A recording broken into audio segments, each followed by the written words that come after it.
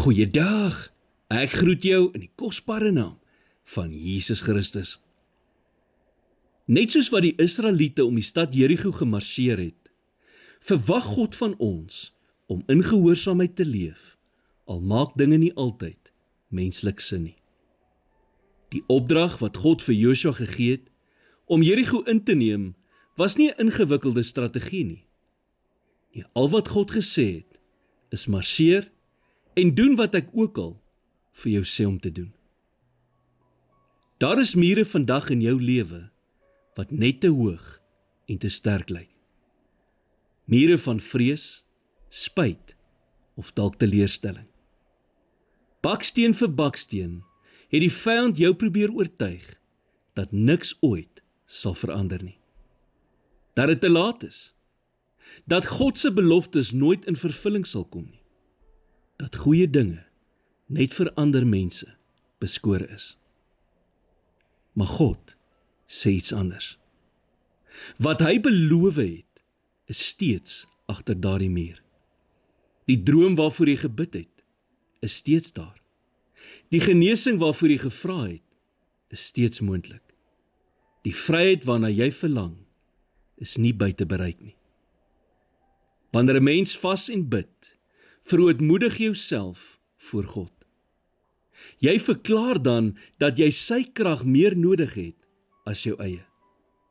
Jy verskuif dan jou fokus van die muur voor jou na die een wat vir jou veg. In Josua 5 het Josua sy oë opgelig en die bevelvoerder van die Here se leer gesien. Op daardie oomblik het die muur sy krag verloor, omdat sy fokus verander het. Bevind jy jouself vandag in die middel van groot uitdagings? Hou dan aan, marseer. Hou aan om vorentoe te beweeg. Jy dien 'n bonatuurlike God. Geen muur kan voor hom staande bly nie. As jy jou oë op Jesus vestig en nie op die hindernis nie, sal die muur wat jou eens geïntimideer het, skielik nie so groot en hoog lyk nie. Oorwinning is nie iets wat jy verdien nie. Dit kom uit God se hand uit. So lig vandag jou kop op.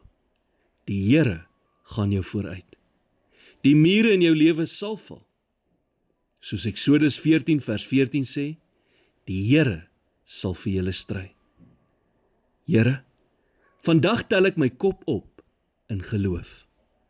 Help my om gehoorsaam te wees, selfs wanneer ek nie verstaan nie.